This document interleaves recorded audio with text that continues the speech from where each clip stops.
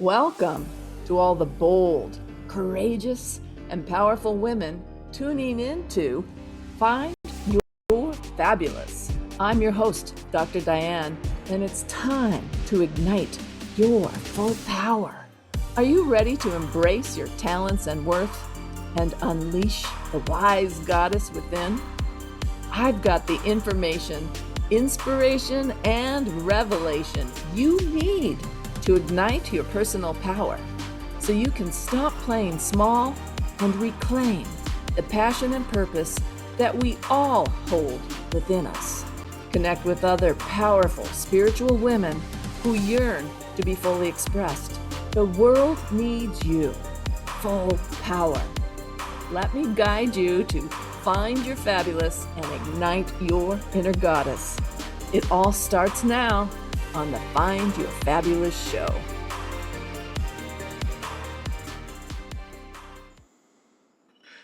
Hello, everyone. I'm Dr. Diane Garrison, and you're listening to Find Your Fabulous. It's time to ignite your full power on Transformation Talk Radio. Stay with us for the next 30 minutes and let us help you experience the pathway to finding your fabulous. Every first and third Wednesday at 8 a.m. Pacific Time and 10 a.m. Central Time, where we will have information, inspiration, and revelation to help you ignite your personal power and reclaim the passion and purpose we all hold within us. I am here with my fabulous producer, Emily. Good morning, Emily.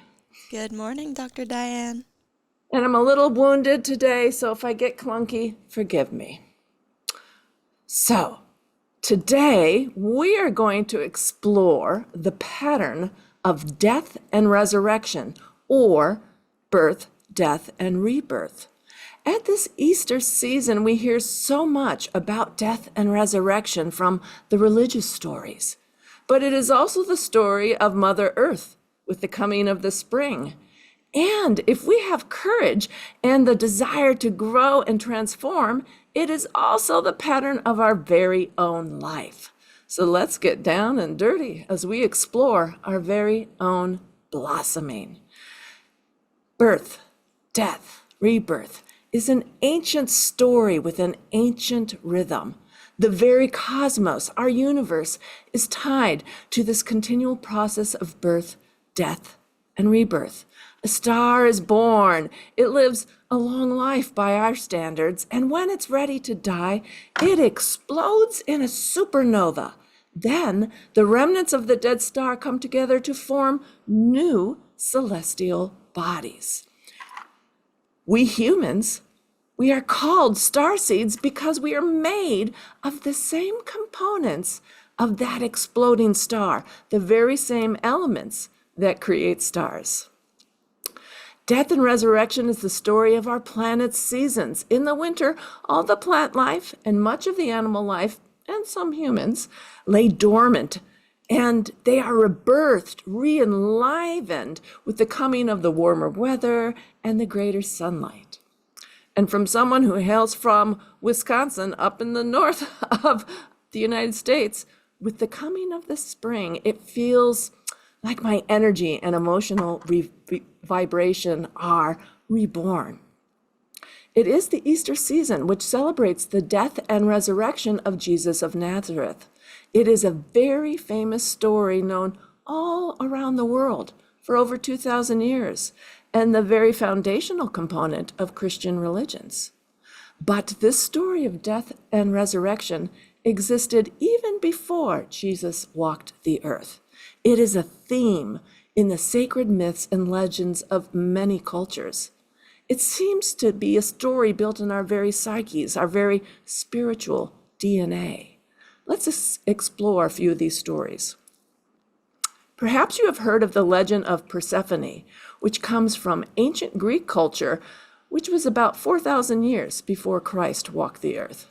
Persephone was the beautiful daughter of Zeus, the head cheese of the Greek pantheon of gods, and his wife Demeter, the goddess of harvest and fertility. Persephone was kidnapped by Hades, the god of the underworld, who fell madly in love with her. Demeter was outraged and demanded that Zeus do something. But Zeus, he declined, not wishing to create a war between the gods. That is until Demeter decided to take a long and indefinite leave of absence from her duties as the goddess of harvest and fertility, with devastating consequences. The earth began to dry up, harvests failed, plants lost their fruitfulness, animals were dying for lack of food, and famine spread across the whole earth, resulting in untold misery. The cries of the people who were suffering reached Olympus and the divine ears of Zeus, and he finally struck a compromise. Thus, the lovely maiden Persephone became the rightful wife of Hades and queen of the underworld. During the 6 months that Persephone spent in the underworld, her mother was sad and not in the mood to deal with the harvest or fertility. Thus, she would leave the earth to decline, explaining the seasons of autumn and winter. When Persephone went to Olympus to live with her mother, Demeter would shine from happiness, and the land would become fertile and fruitful again. These were the months of spring and summer. Therefore, this myth was created to explain the change of seasons, the eternal cycle of nature's death and rebirth. Another ancient story of death and resurrection is the legend of Ishtar and Tammuz. Ishtar was the great mother goddess of Mesopotamia, which is modern-day Iraq, and the source of nature's fertility and abundance. Her lover was Tammuz, a handsome young god who died each winter and passed away to the shadowy underworld.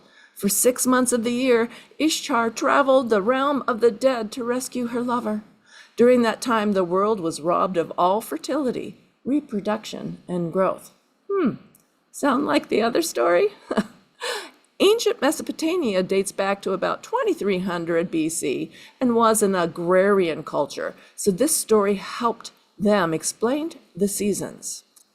Now, like Mesopotamia, ancient Egypt civilization was dependent on the cycles of nature as well. They especially relied on the annual flooding of the Nile, which fused the agricultural abundance of the Nile basin. The ancient Egyptians believed that the orderly cycles of nature were controlled by Osiris, the god of agriculture. According to Egyptian mythology, about 2400 to 2300 BC, Osiris once walked the earth alongside his queen Isis, the fertility goddess. But Osiris was tricked and murdered by his brother Set, who chopped up Osiris's body and scattered his remains across Egypt. Isis reassembled her lover's body, anointed it with oil, and performed the elaborate rites of embalming, which resurrected Osiris to eternal life as the god of the underworld. You are listening to Dr. Diane and the Find Your Fabulous show, and you can explore all things fabulous on my website, fullpowerwomen.com. Now, on the other side of the world in Mesoamerica, about 1400 to 400 BC, comes the legend of the god Quetzalcoatl, and I apologize if I'm not pronouncing it correctly. Quetzalcoatl, the feathered serpent, worshipped across centuries of Mayan, Toltec, and Aztec religions. In some traditions, Quetzalcoatl was an Osiris-like figure, the god of agriculture and vegetation, closely associated with the rain god Tlaloc. And like Osiris, Quetzalcoatl was deceived by his brother, tricked into drinking a powerful intoxicant and sleeping with a priestess. Overcome with guilt, Quetzalcoatl killed himself through setting himself on fire, but rose again to life. Who else lights on fire and rises from the ashes but the mythical bird called the phoenix, which is the symbol of death and rebirth?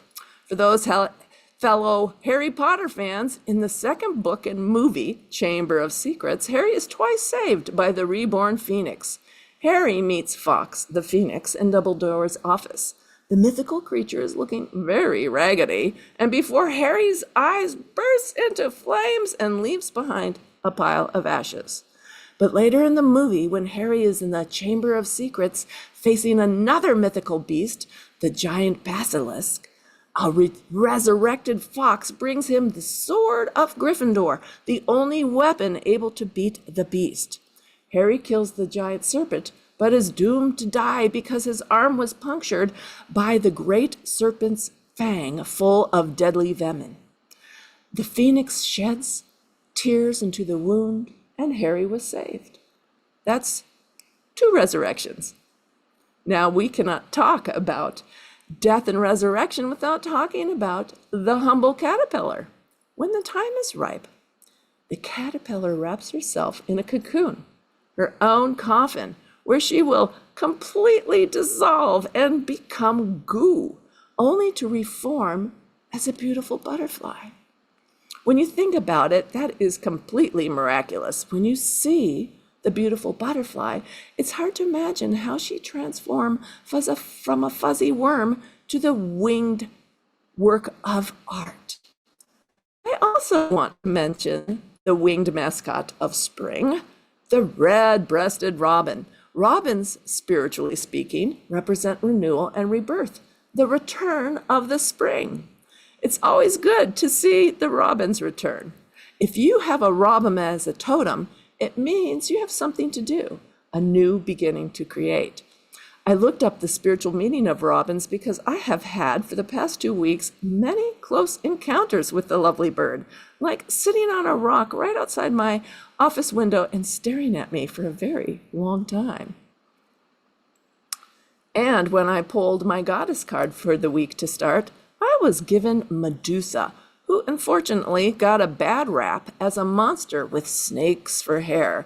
The story goes, if you looked upon her face, you would be turned to stone. But she is actually a moon goddess associated with moon blood or the menstrual cycle, which is related to the creation of life. When Medusa was slain, the winged horse Pegasus sprang from her blood. Pegasus represents instinct, imagination, wisdom, life force, and intuitive understanding. So the death of the moon goddess unleashed an array of spiritual gifts. Fascinating, right?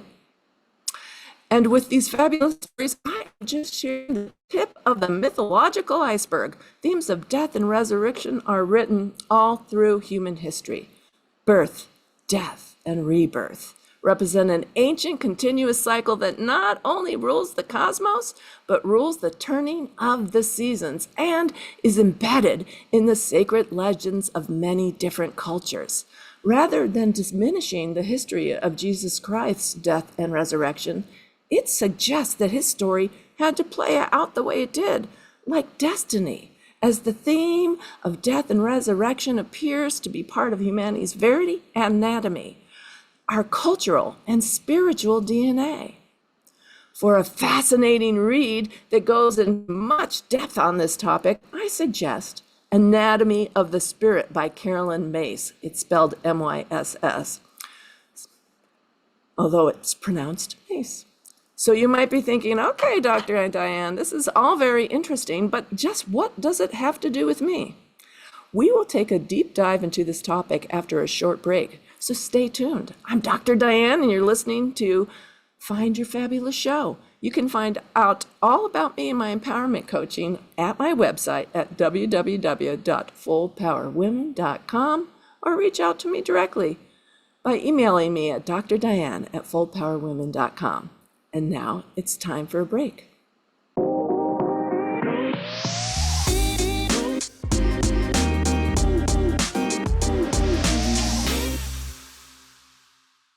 Hello, we're back on the Find Your Fabulous Show with me, Dr. Diane, and we are talking about the themes of death and resurrection and how they apply to our personal lives. If you think about it, we go through many chapters of our life, periods where we die to old situations and conditions and are reborn deeper and wiser into the next chapter. We are continually recreating ourselves in some way. Think about the helpless baby that transformed into the exploring toddler through the development of the ability to walk. Or when a girl begins her menstrual cycle, she passes from childhood to womanhood. She now has the ability, theoretically, to procreate. The pregnancy and birth of your first child takes you from maiden to mother, forever transformed. And for those of you who have had kids, you know that you never quite get your pre-pregnancy body back. It is transformed, although your new body can be fit and healthy and beautiful in a brand new way.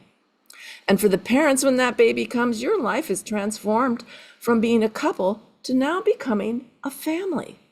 Everything shifts. Schedules, priorities, lifestyle, sleep patterns, and any extracurricular activities. Like, do you even have any those first couple years? And two other huge shifts for women are the empty nester time, when the role of active motherhood dies, and menopause, when the procreative ability ends. Both natural part of the life cycle with potential to be expansive, painful, or both. They both create losses and opportunities. And our attitude is a huge part of how we cope with these death and rebirth opportunities. Let me give you a personal example. I was 34 when I first got pregnant. Many of my friends had children already, and many people waxed poetic about the miracle of pregnancy. Well, my first trimester was full of exhaustion and constant nausea, and not yet being very enlightened or self-aware, I let that lousy feeling color my whole pregnancy. And though there were miracles indeed, like the first ultrasound or the first time I felt a kick, my overall attitude was that an alien had taken over my body. There were moments of joy for sure, but mostly there was this frustration or even resentment that my body was no longer my own. I was much more relaxed and present for my second pregnancy, but if I got pregnant now, it would be a whole different level of appreciation and presence to all the miraculous changes in my body. But with age comes wisdom and lack of fertility. I have been helping and guiding women for many years, especially midlife women. Too many women get lost in the grief of their empty nester status or angry at the changes that menopause brings to their bodies. And often these two situations occur at about the same time. Double whammy. It is hard when for 20 plus years of your life, you were dedicated to meeting all your children and family's needs and chauffeuring the kids to whatever activity comes next, to find yourself suddenly without a job. It is like being laid off from your paid job, and even if you saw it coming, it's still a shock and a loss. It coincides with the time of life when women become more invisible in the culture. No longer young and desirable, we often go unnoticed. You know, I just read a fun book where a middle-aged mom helped her son pull off a caper to reveal fraud in several big businesses by posing as a cleaning woman whom she assumed would be mostly ignored and deemed harmless. And she was able to get the secret tape out of the building. She used the awareness that she would be invisible against the bad guys, but it's kind of sad that she knew she could, right? Here's the great thing about being in midlife, about being child-free and menstruation-free, is that we now have the time and space to focus on ourselves, our wants, our needs, our deepest desires, right? But in order to have fun in creating this new chapter of life, we need to embrace this rebirth and become aware of and then release some of the old programming that guided our active mothering years. We need to let go of, yes, let it burn to ashes like the phoenix, the belief that it is our job to take care of everyone, to make sure, to feel responsible if our others are happy. It was almost always an impossible job. And in our later years, really, it is a program our children don't want running in their life anyway. They want to stretch their wings of independence. This is the circle of life. Second, We need to let go of caring what others think about us. We need to stop styling ourselves, our behaviors, and our lifestyles according to the expectations of others. Expectations be damned. We put in all those years of heavy lifting, and now it's time for us to have some fun and explore, to step into our most authentic self. You are listening to Dr. Diane and the Find Your Fabulous show, and you can explore all things fabulous on my website, fullpowerwomen.com. Midlife, you see, can be our time of renaissance, where we explore the dreams and desires we let go of all those years ago in order to show up fully for our families. In the natural order of things, this death and rebirth, we can embrace this new chapter with excitement and joy. It is a time women can truly come into their own. We've got the time, we've got the space, we've got the wisdom and the life experience, and a rich treasure chest of skills and talents. That's right, I'm saying it. You are a queen. You are a goddess. You are a badass. I want you to ask yourself, if you had a magic wand, what would your life look like? Then ask, what is stopping you from going after this lovely life? Courage? Confidence? Try this affirmation with me. Close your eyes. Take a very deep breath in and out, and then repeat after me. I am a woman of worth. My very existence brings value to this world. Let's do it again. I am a woman of worth. My very existence brings value to this world. Now take a deep breath in and just notice what you feel inside. Just notice. Maybe you feel like you lost your true essence, your zing in all these years of mothering. Let's try another affirmation. Close your eyes again. Take that deep breath.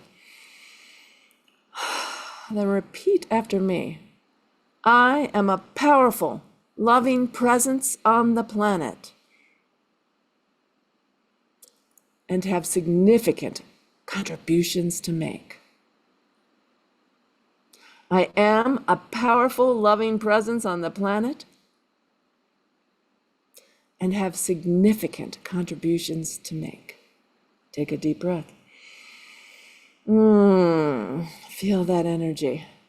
Or perhaps it's fear of failure or being a leopard who is too old to change your spots. Let's try one more affirmation. Close your eyes. Take that deep breath. Every day in every way, I'm getting better and better. Every day in every way, I'm getting better and better. Take a deep breath. Notice what you're feeling inside. And when you're ready, open your eyes. You know, I have made it a career mission after having made this journey myself to help midlife women to love and honor themselves, release the old stuck patterns, connect more deeply with their inner wisdom and deepest desires so they can step into their best life with confidence and vibrancy and joy. The cycle of birth, death, and rebirth is embedded in the very circle of life. It's the rhythm of the cosmos and of the turning of the seasons of Mother Earth. I love this quote from my friend and fellow coach, Maria Hopwood, an Easter reflection. Just like the earth sheds its coat to become the blossoms of spring, we too can shed the weight of our past and embrace the chance for a new chapter. With each passing moment, we are given the gift of starting afresh, of rewriting our stories with bravery and kindness. Isn't that beautiful? And if you are aching to begin your process of rebirth and renewal, then let's have a chat. A link to schedule your free coaching call on Zoom will be included on the video description, so I hope to talk to you soon. Otherwise, you can explore all about me on my website, fullpowerwomen.com, or email me directly at drdiane@fullpowerwomen.com. I want to thank you all for joining me in the Find Your Fabulous show. I had a wonderful time. Please join me every first and third Wednesday at 8 a.m. Pacific Time and 10 a.m. Central Time.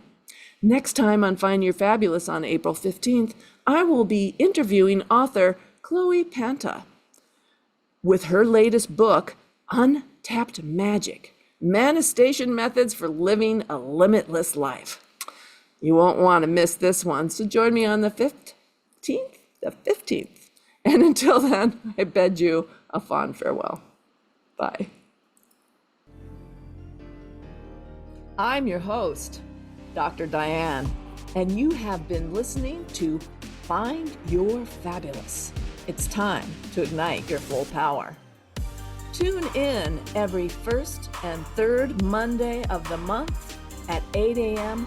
Pacific Time on Transformation Talk Radio for information, inspiration, and revelation to ignite your personal power.